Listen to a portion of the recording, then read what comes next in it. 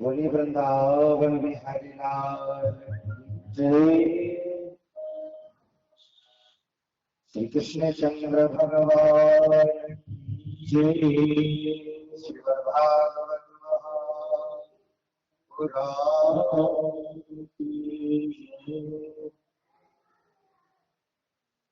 श्री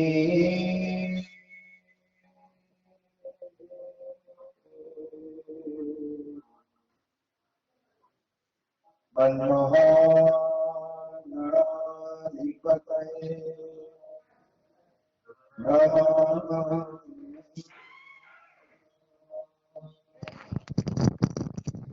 श्री सद्गुरु चरण कमले यो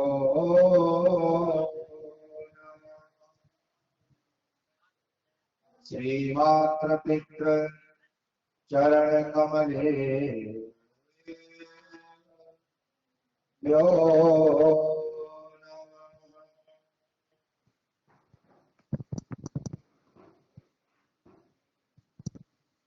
प्रसन्नता ज्ञानगता विसेवतस्तता नमं वनवासुता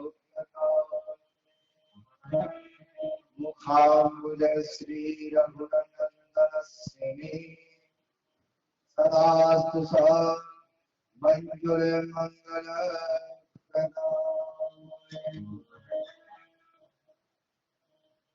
मरिहापीडं नटवरे वपुः कर्णयो कर्णिकारम् विव्रतवासा कनककपिशम् वैजयन्तीं च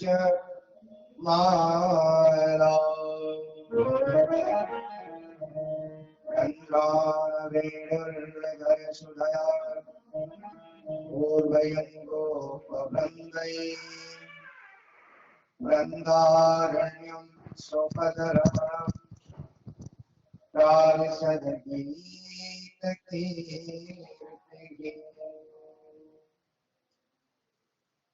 श्री तुलसीदास सद्गुरु पद कमल बारंबार मनाए गुण गावं सिय राम ते श्री हनुमत हो सहाय। आगे हनुमान जी विराजो कथा कहूँ मति अनुसार प्रेम सहित आसन पधारियो पवन कुमार। जय जय श्री राम जय जय नवल किशोर जय गोपीचित छोर प्रभु जय जय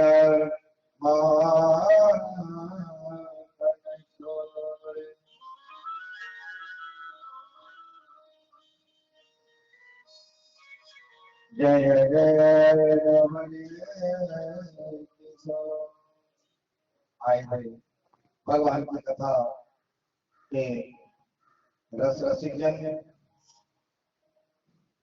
भगवत चरणारविंद से प्रेम करने वाली समस्त हमारे भक्तजन, दाहिनी और बाहिनी विराजमान जो भी हमारे समस्त सहयोगी भैया लोग, मंदिर प्रांगण स्थित है विराजमान भगवान शंकर और माता दुर्गा के चरणों में बार बार वंदन अभिनंदन, दृश्य दृश्य शक्तियों का भी बार बार आवाहन और वंदन।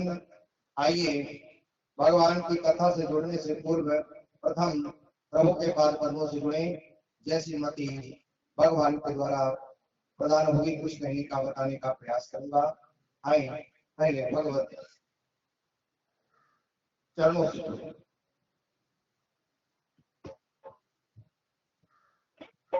मेरा गोपाल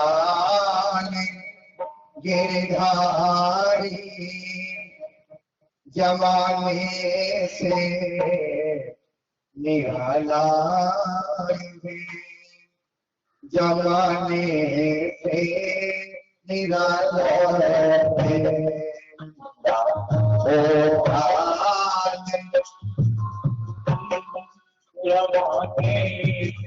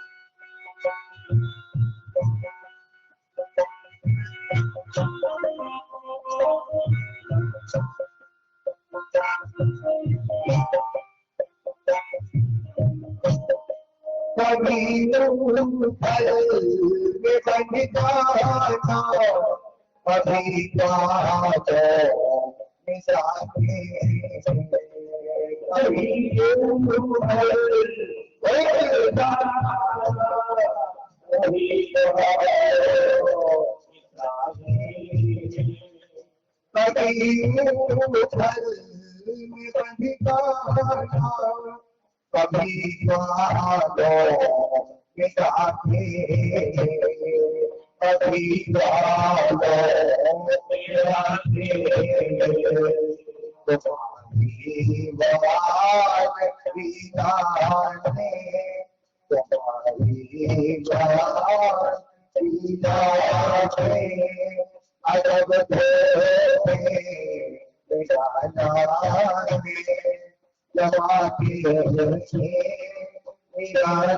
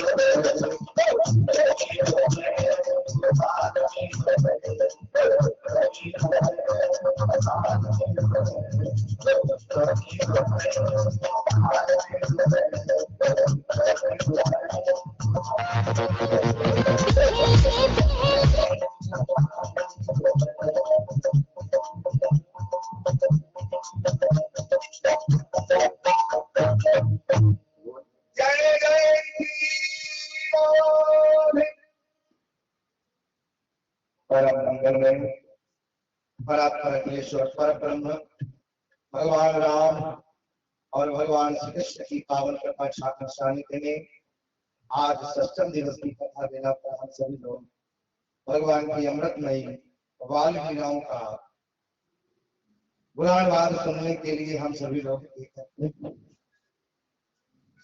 लेकिन कभी कभी लोग एक बात पर विचार करते होंगे कि जैसे पंडित जी लोग आते हैं तो कथा के पहले कीर्तन करते हैं और कथा के बाद में कीर्तन करते हैं।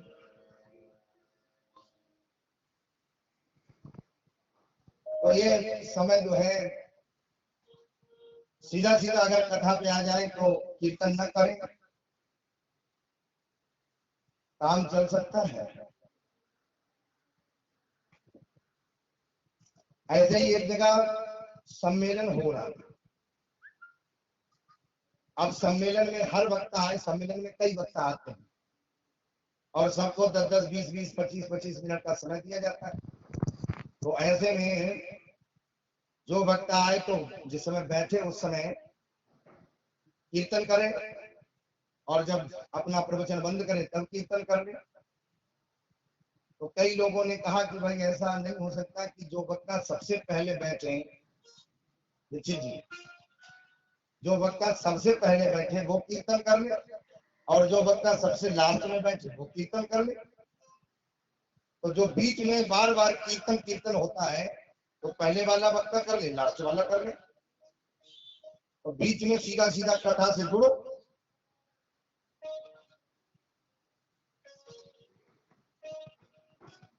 कमेटी में ये प्रस्ताव रखा गया। जिस आदमी से कहा गया कमेटी के, तो वो बोला बात तो ठीक है, समय की बचत हो जाएगी।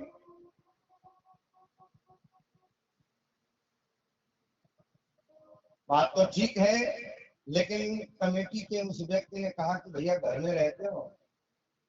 हाँ घर में तो रहते हो। अच्छा घर में रहते हो तो रोटी बनती देखी होंगी? हाँ भैया तो खाई भी होंगी? बोले हाँ। तो ये बताओ महिलाएं जिस समय रोटी बेलती हैं उस समय बार बार रोटी को सूखा आटा लगाती हैं?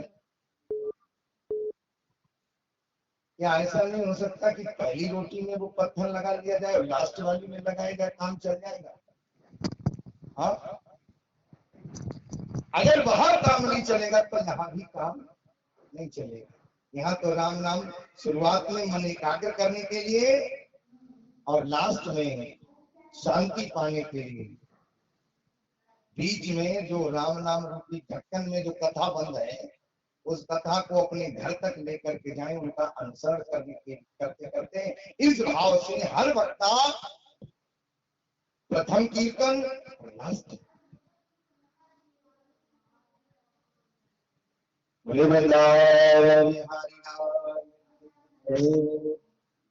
बहुत सुंदर हम लोग अभी प्रिया के द्वारा कथा श्रवण कर रहे थे। भगवान ने कैसे पूतना का उद्धार किया।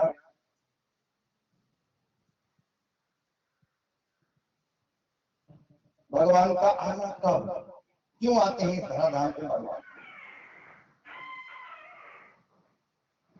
जब होगी धर्म पे बाढ़ी असुरी अधम अभिमान तब गवि धरि प्रभु विविध शरीर हरि कृपानिधि संजय प्रिया। यही बात भगवान ने गीता में कही, यदा यदा हि धर्मस्य ग्लानिर्भवत भारत अभ्युत्थानम् अधर्मस्य तदात्मानं सृजाम्यहम्। जब जब इस धरती पर अत्याचार ज्यादा बढ़ जाता है तब भगवान इस धरती पर उन दुष्टों का उद्धार करने के लिए आते हैं, पापियों का उद्धार करने के लिए आते हैं। अच्छा एक बात बताओ, इस धराधाम पर भगवान के बिना काम चल सकता है? कैसे नहीं चल सकता? आप देखिए, एक आदमी मरने लगा और मरते मरते एक वसीयत लिखी।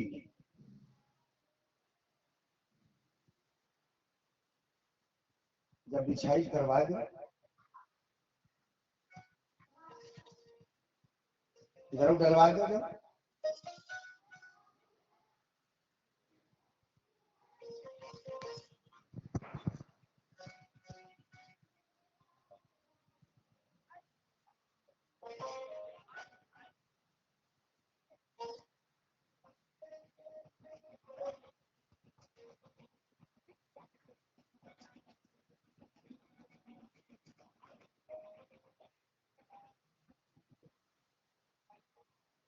एक आदमी जब मरने लगा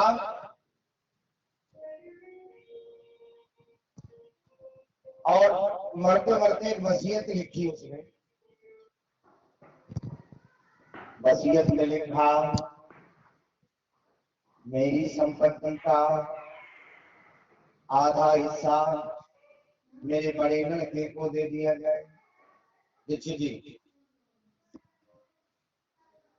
आधा मेरी संपत्ति का जो आधा हिस्सा है वो हमारे बड़े बेटे को दे दिया जाए और चौथाई हिस्सा छोटे बेटे को, और संपत्ति का जो पांचवा हिस्सा है वो हमारी बेटी को दे दिया जाए।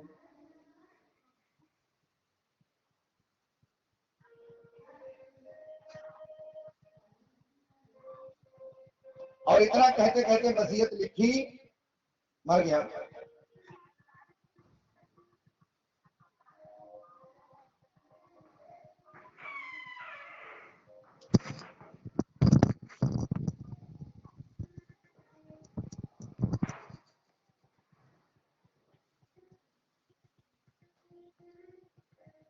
अरे चप्पल ऊपर से बिछा है, चप्पल की हिफाजत बनी गई।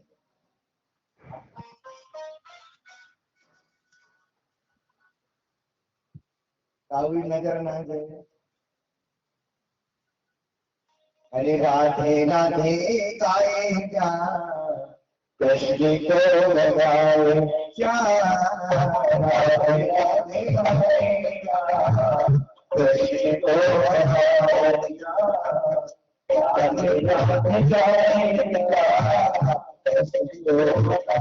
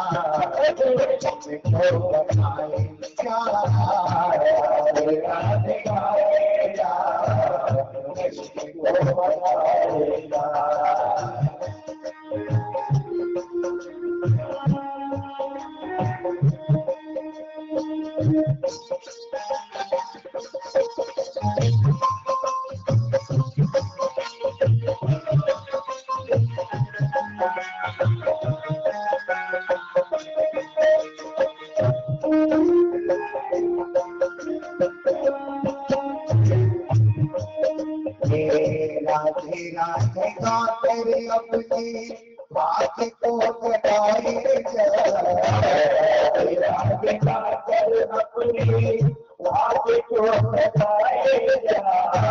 राधे राधे गा तेरी अपनी बात को बताए जा। राधे राधे गा तेरी अपनी बात को बताए जा।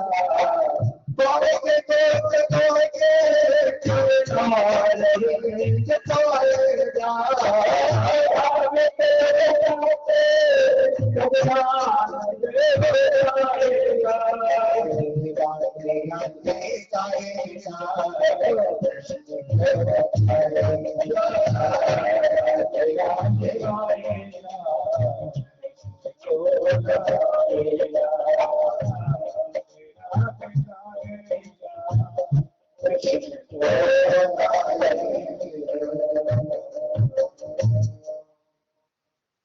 कैसे इस दुनिया में भगवान के बिना काम नहीं चल सकता। जरा देख लें छोटी सी कहानी। एक आदमी जब मरने लगा तो मरने के बाद वसीयत में लिखा कि मेरी संपत्ति का जो छोटा हिस्सा, जो आधा हिस्सा है, वो हमारे बड़े बेटे को दे दिया जाए और संपत्ति में से चौथाई हिस्सा छोटे बेटे को, संपत्ति का 5वां हिस्सा हमारी बेटी को दे दिया जाए। इतना कहने के बाद में वो आदमी मर गया। 13 दिन के बाद तेरे संस्कार होने के पश्चात एक दिन पंचों ने कहा लाओ आज बंटवारा कर दे। पंच बैठे। पंचों ने कहा क्या लिखा है वसीयत में? बोले वसीयत में लिखा है कि हमारी संपत्ति का आधा हिस्सा बड़े बेटे को, चौथाई हिस्सा छोटे बेटे को, 5वां हिस्सा बेटी को दे दिया जाए। पंचों ने सबसे पहले परिवार वालों से पूछा कि ये बताओ संपत्ति के नाम पर मरने वाला छोड़ करके क्या गया है? क्या छोड़ गया? बंटवारा किसका करना है? घर वालों ने कहा मरने वाला संपत्ति के नाम पर 19 ऊंट छोड़ गया।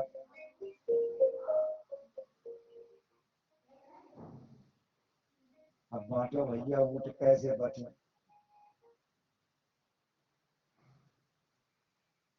19 ऊंट, 19 के आधे 9.5 काटो एक ऊंट की।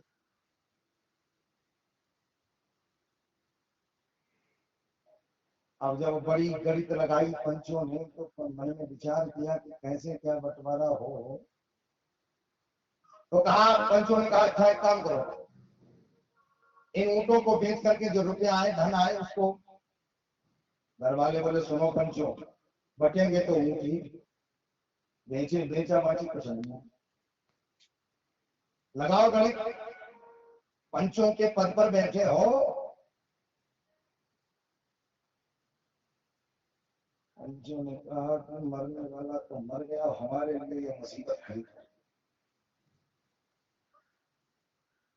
बड़ी गणित लगाई, कोई हल न निकला। जब परेशान हो गए पंच लोग, तब तक क्या हुआ, एक आदमी, शायद राजस्थान की घटना रही होगी, एक आदमी ऊंट पर बैठ करके आया। उसने देखा कि यहाँ तो ऊँटों का नकाशा लगा हुआ है, चलो देखें कोई बढ़िया किस्म का मिले तो खरीद ले। वो आदमी ऊंट पर बैठ करके आया। उसने देखा क्या हो रहा है भैया? बोले यहाँ पर पंच बोले कि महाराज क्या बताएं, मरने वाला तो मर गया लेकिन हमारे लिए ये मुसीबत खड़ी कर गया। बोले क्या कर गया? बोले वसीयत लिख दिया, बंटवारा नहीं हो पा रहा। सारी की सारी बात बताई। उस ऊंट वाले ने सारी की सारी बात सुन समझ के कहा कि भैया मरने वाला हमारा भी कुछ लगता था, और अगर अब तुम्हारा बंटवारा नहीं हो पा रहा है तो एक काम करो, ये जो हम ऊंट लाए हैं इस ऊंट को अपने ऊंटों में मिला दो। अब कितने ऊंट हो गए भैया? 20। अब बांटो। 20 के आधे 10 बड़े बेटे को दे दिए गए। 5वां हिस्सा माने 4 बेटी को दे दिए गए। चौथाई हिस्सा माने 5 छोटे बेटे को दे दिए गए। कितने बचे? 10, 4, 14 और 5 एक बच्चा। ऊंट वाले ने कहा हमारा हमें वापस दो। ऊंट बटे 19 ही, लेकिन जब तक एक वो आया नहीं तब तक बंटवारा संभव नहीं था।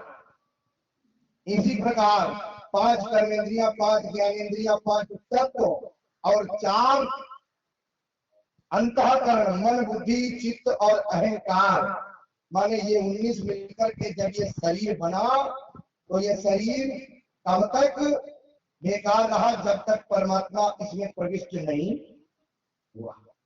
परमात्मा के प्रविष्ट हुए बिना ये शरीर किसी काम का नहीं, माने परमात्मा के बिना इस दुनिया में काम चलने वाला है नहीं। जैसे वहां ऊंट 19 ही बटे, लेकिन 20 में के आए बिना बंटवारा संभव नहीं था, ऐसे ही हमारे शरीर में 19 चीजों से ये शरीर बना है, लेकिन बिना परमात्मा, मतलब परमात्मा ही आत्मा के रूप में हमारे शरीर में विद्यमान है, और उस आत्मा के बिना ये शरीर घटिया घाट ले जाने लायक हो जाता है?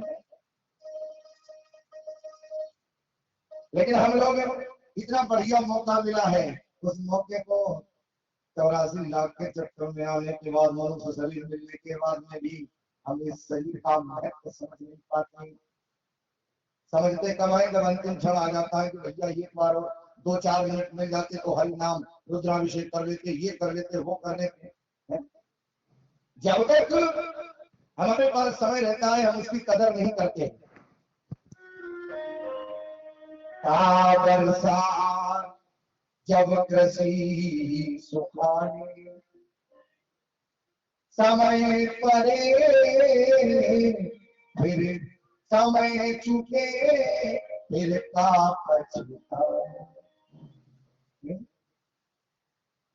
फिर पछताए होता जब चिड़िया चुन गई। लेकिन हमें तभी याद आती है जब चिड़िया पूरा खेत ही। इसलिए मैं हर दिन एक ही बात कहता हूँ, फिर मत कहना कुछ कर सके, यदि मनुष्य शरीर पा करके भी इस भवसा कर से कर सके। करना क्या है? बोले बिहारी जी के चरणों से प्रेम। लेकिन हम प्रेम कितना करते हैं? हम दिखावा ज्यादा करते हैं, प्रेम तो करते ही नहीं। अंदर से कुछ और, बाहर से कुछ और। एक ने गाया बड़ा सुंदर, सुनी।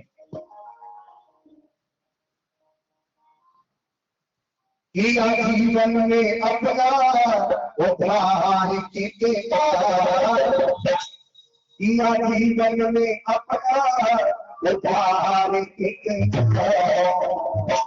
सच बता दे प्यार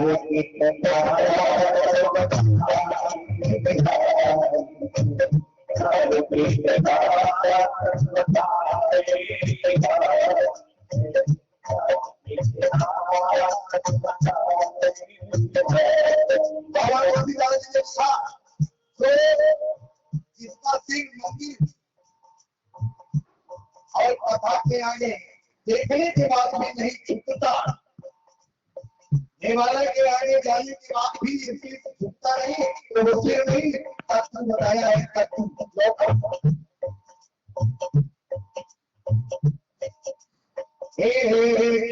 जीवन में अपना उद्धार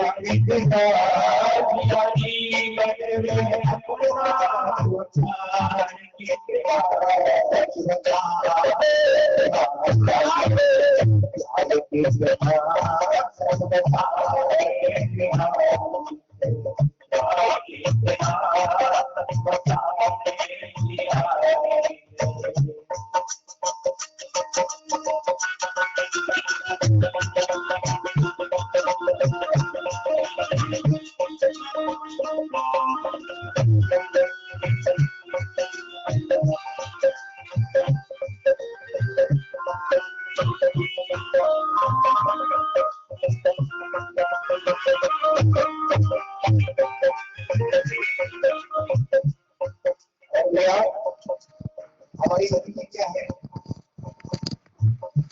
लालच में ये कर ली तो ये मिल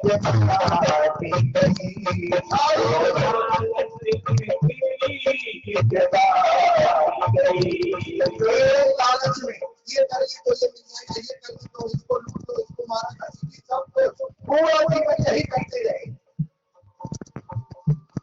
नतीजा क्या मिला?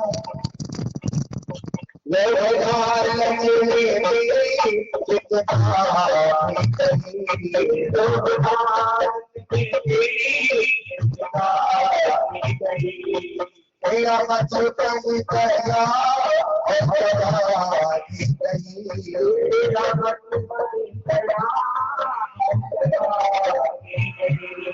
रात दिन पाप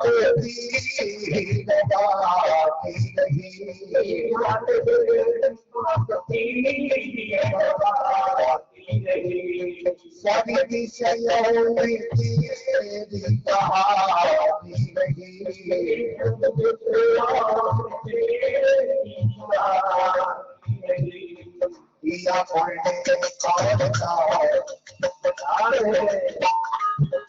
दिया पढ़ने दिया पढ़ने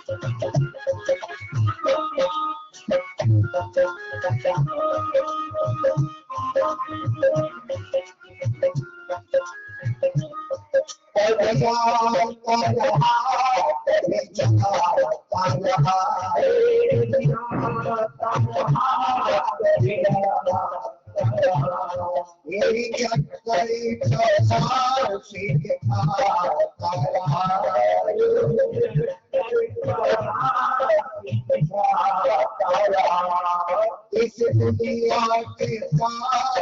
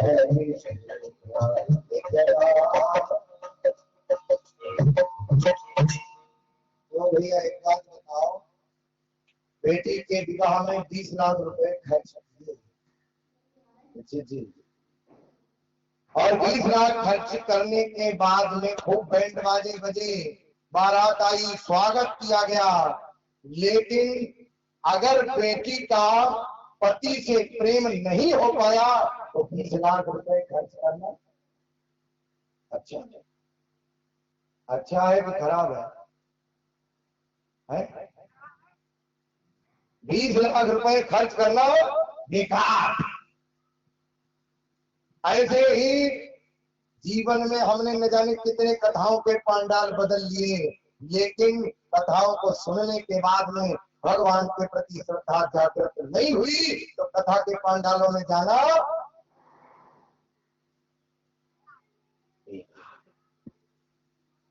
श्रद्धा उत्पन्न नहीं हुई, बेकार।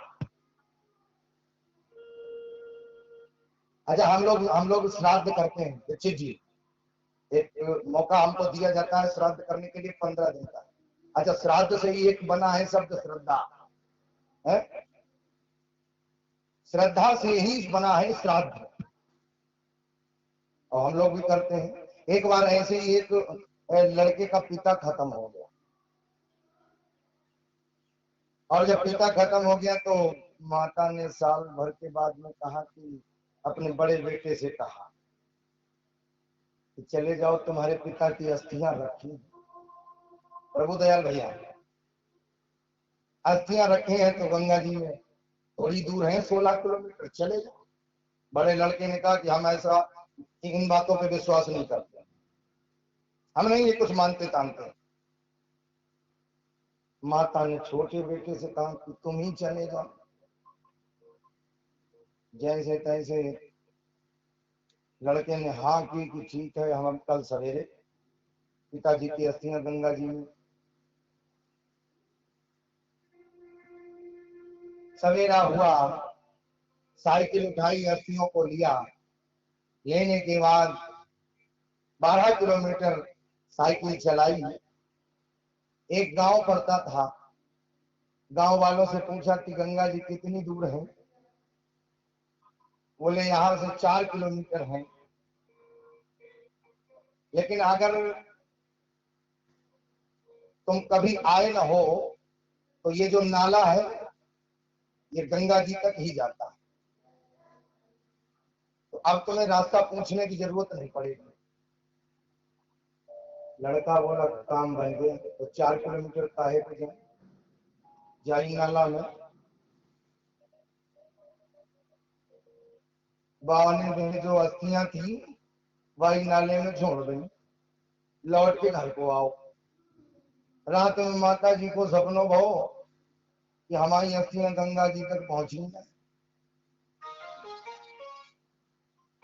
सवेरो भाव माता जी ने बच्चा से पूछी, क्या कहे तुम अस्थियां कहाँ छोड़ के आए? बोले वो 12 किलोमीटर एक नाला पड़ता है वहीं। लेकिन तुम्हें किसने बताया?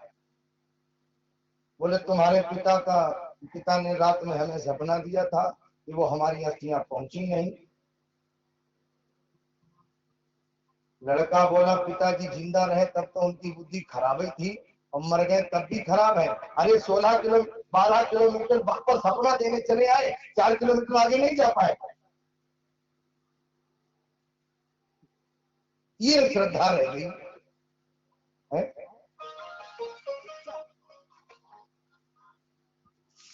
4 किलोमीटर उधर नहीं जा पाए, सोच 12 किलोमीटर इधर सपना देने चले आए। हम लोगों की श्रद्धा ये रह गई।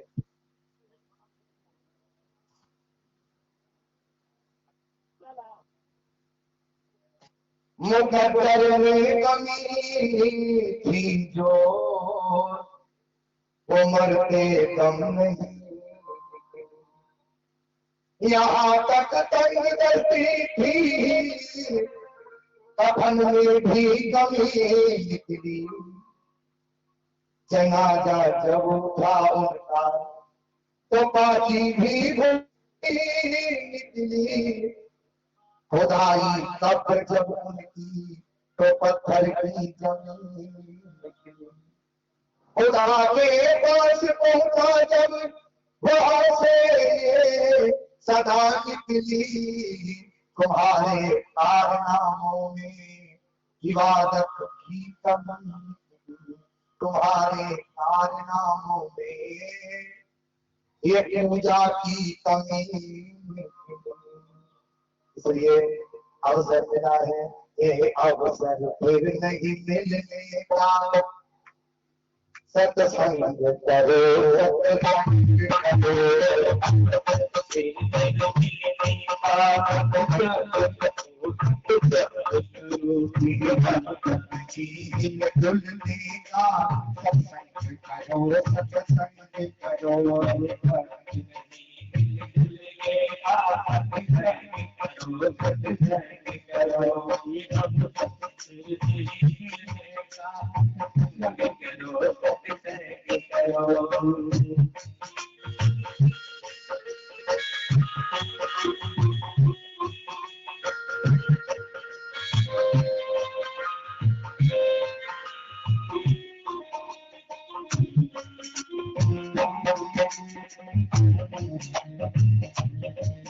ये अवसर फिर नहीं मिलने का, कहते सत्य लो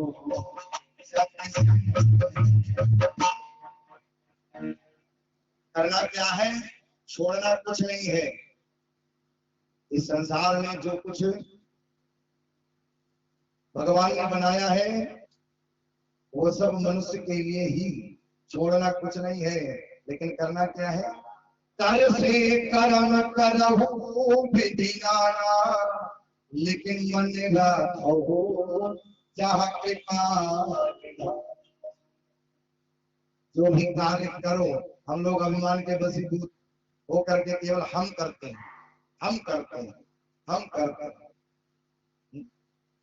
अच्छा, आप करते हो तो एक दिन ये निकल जाते हैं हमारे आपके शरीर से, तब उस दिन आप करके दिखाओ, तब मानेंगे कि आप करते हो। करने कराने वाला तो कोई और है। जब तक वो इस शरीर में बैठा है तब तक हम सब कुछ कर रहे हैं, और जिस दिन निकल जाता है उस दिन ऐसे ही भगवान हमारे बीच में प्रकट हुए। अभी बड़ी सुंदर मधुर कथा हम लोग सुन रहे थे। भगवान ने पूतना का उद्धार किया, इधर भगवान कुछ और बड़े हुए। भगवान जब बड़े हुए तो भगवान ने अनेकानेक माता की गोद में आने के पश्चात एक दिन भगवान माँ की गोद में लेटे।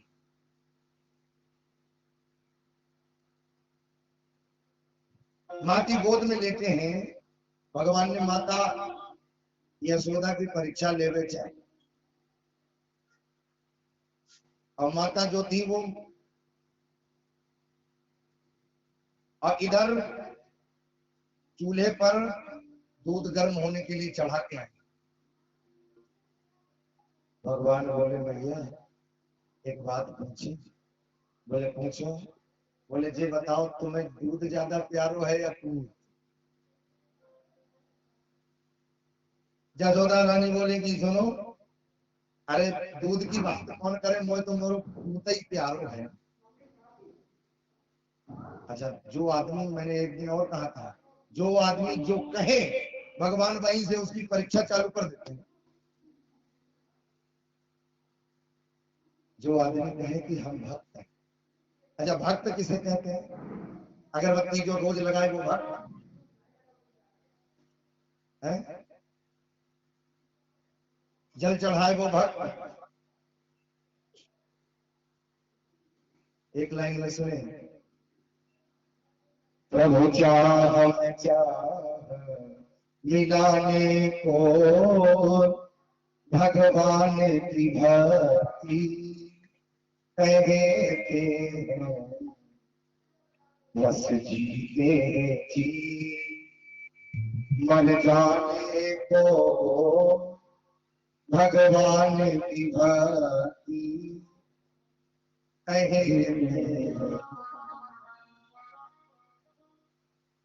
भक्त की श्रेणी में नरसिंह जी को रखा गया। नरसिंह जी को रखा गया। घर में जवान बेटे की लाश रखी है और नरसिंह जी मस्त है। नरसिंह जी कह रहे हैं, वाह प्रभु तेरी बड़ी कृपा है। ये भगवान ने बेटा दे दिया तो खुश, और बेटा ले लिया तब भी सुख और दुख में कोई अंतर नहीं, यही आनंदानुभूति है।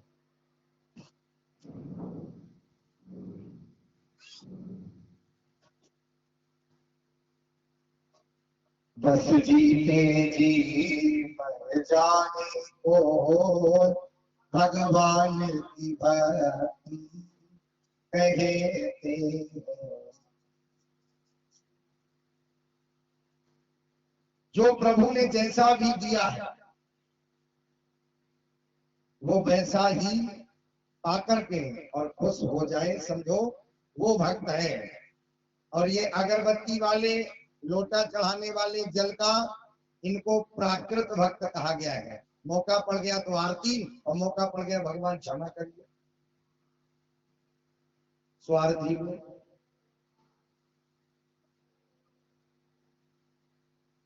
प्रभु के द्वारा प्रदत्त सुख हो या दुख हो, हर स्थिति में जो सुख आनंद की अनुभूति करें वो है भक्त, हर स्थिति में है। तो एक दिन जब मैया से पूछा,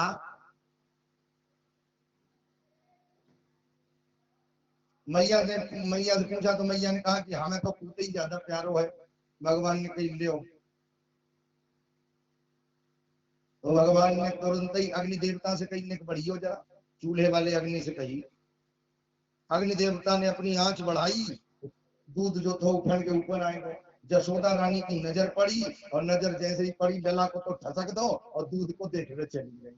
भगवान बोले ले कर ले बात। अब आज कह रहे कि मैं दूध से कुछ मतलब ना है, मैं तो मोरो पूत प्यारो है, और जैसे ही दूध ऊपर फैलत वो उफलत वो देखो, वैसे ही लला को ठसक दो और दूध देखने चली गई। भगवान को आएगी गुस्सा। जितने ही माट मटका पास में रखे थे वे सब के सब भगवान ने तोड़ दें। अब पूरो जो घर को आनंद हो वो क्षीर सागर बन गो। जौले लौट के जसोदा रानी आई तो देखो पूरे आंगन में दधी और क्षीर फैलो, दधी और क्षीर फैलो। बड़ी गुस्सा आई। अब जसोदा मैया जो थी बड़ी तेज जब गुस्सा आई तो आगे आगे कन्हैया बोले अब तो मैया आएगी मुझे बहुत मारेगी। तो आगे आगे कन्हैया और पीछे पीछे मैया, और कन्हैया को पकड़वे को दौड़ी तो बार बार पकड़ाई ना दे कन्हैया। मैयू थक हार के एक जगह जब खूब कन्हैया के पीछे भागत भागत हाफने लगी तो फिर एक जगह पे बैठ गई। जब भगवान कहते हैं कि मुझे ऐसे पकड़ कोई सकता ही नहीं। अच्छे अच्छों ने पकड़ना चाहा, लेकिन अभिमान के वशीभूत जिसने भी हमको पकड़ा हम उसकी पकड़ में ही नहीं आए।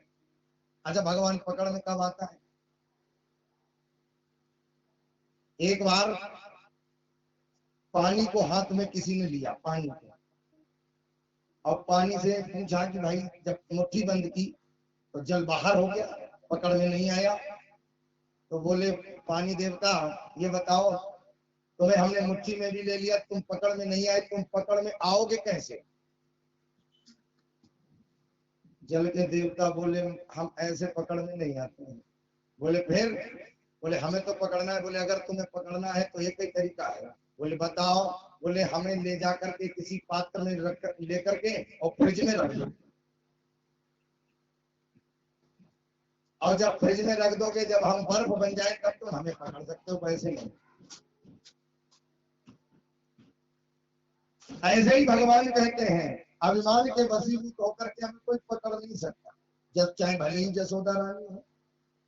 आज तो कन्हैया को पकड़ के रहूंगी और बहुत पिटाई करूंगी। भगवान ने कहीं पहले पकड़ के दिखाया, तो पिटाई तो बाद की बात है।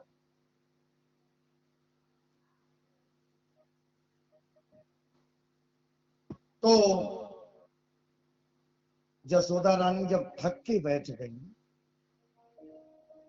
जसोदा की मुख से जब जो निकलो ले कन्हैया अब तू ही बता तू कैसे पकड़ में आवे है, मैं तो थक के बैठे। भगवान बोले ले हो। तो तुरंत ही झट्टे कन्हैया पास में आए, बोले ले मैया अब तू तो जो कुछ कर हो सो कर।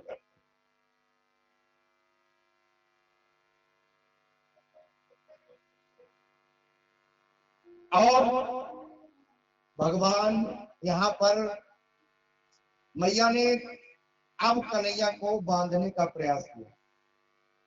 एक बड़ी सी रस्सी लेकर के आई।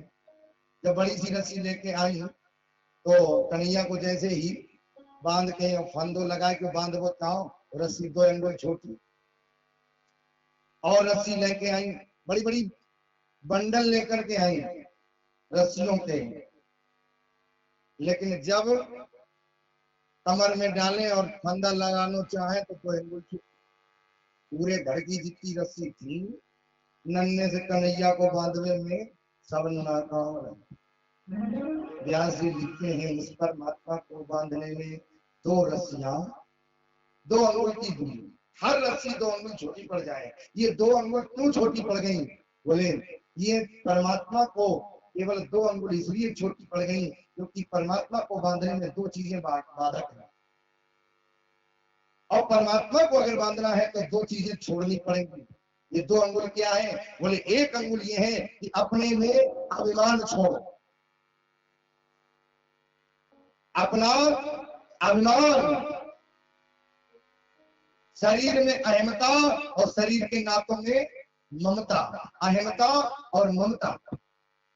राम जी ने भी सुंदरकांड में कहा है, सब कहे ममता ताज जोरी, मम पद में बात बरतोरी।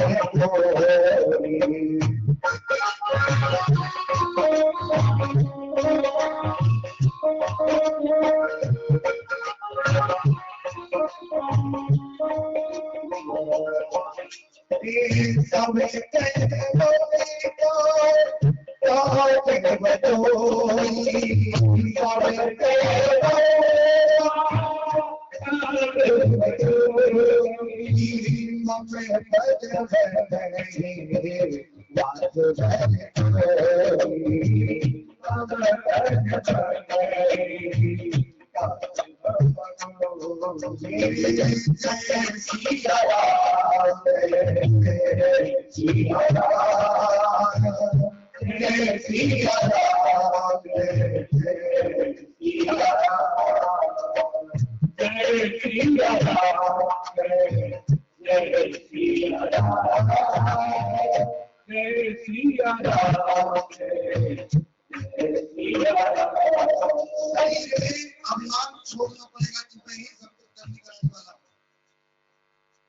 और शरीर के हाथों में हम लोग 75 जगह चिपते हैं, उस चिपकन को छोड़ना पड़ेगा। मेरे ये सब मैं और मोर तोड़ है माया, इस माया को छोड़ करके जो मेरी शरण में आता है मैं उसको अपनाता हूँ, उसे प्राप्त हो जाता है। आज भगवान बंधे नहीं, भगवान का यहाँ पर जब बांधने का काम हो रहा है तो यहीं पर भगवान का एक नाम पड़ा है, दाम। दाम माने होती है रस्सी, और उधर माने उधर में रस्सी को बांधा तो भगवान का नाम यहाँ पर दामोदर पड़ गया। बोल दामोदर भगवान की जय। दामोदर नाम पड़ा है। अब बहुत देर हो गई, परेशान हो गई फिर जसोदा रानी, अब 2 अंगुल वही, अंत में फिर समर्पण कर दिया। अच्छा कन्हैया मेरे बस से बाहर है तुझे बांधना, अब तू ही बता कैसे बंधेगा। फिर जब समर्पण किया तो अब कन्हैया ने फिर कह दिया ले मैया चाप से बात ही। कन्हैया बंध गए। मैंने कहा था परमात्मा बुद्धि से परे है, अक्ल पहुंची नहीं है उस तक, वही पहुंचा है अक्ल तक। जो बुद्धि से परे है वो बुद्धि की समझ से बाहर है, उसे बुद्धि से नहीं जाना जा सकता है। भगवान ने कहा बांध लो भैया। भगवान ने आज जब कहा तो मैया ने बांधा है, और बांधने के बाद में ऊपर से बांध दिया। अब जब ऊपर से बांध दिया तो मैया अपना काम करने लगी। जब काम करने लगी तो कन्हैया ने एक झटका लगाया तो ऊपर पड़ गया। रस्सी को खींचते खींचते, उस उखल को खींचते खींचते अपने गेट तक आए। 2 वृक्ष खड़े थे, उसके बीच में उखल फंस गया। उखल जब उसके बीच में फंस गया, कन्हैया ने झटका लगाया तो दोनों वृक्ष उखल के गिर पड़े। अब जब गिर पड़े तो दोनों वृक्षों के अंदर से 2 पुरुष प्रकट हो गए। भगवान के चरणों से दंडवत प्रणाम किया। बोले तुम कौन हो? बोले हम महाराज कुबेर के पुत्र नलकुबर मणिग्रीव हैं। बोले यहाँ कैसे? बोले हम किसी महात्मा के श्राप से, हमने एक बार हम लोग गंधर्वियों के साथ में स्नान कर रहे थे, गंधर्वियों के साथ में स्नान कर रहे थे। एक महात्मा उधर से जा रहे थे, तो न तो हमने उन्हें देख करके प्रणाम ही किया, न जल से बाहर निकले। उन महात्माओं ने हमें श्राप दे दिया, ये मेरे जैसे महात्मा को भी देख करके तुम न तो जल से बाहर निकले, शिष्टाचार को भी नहीं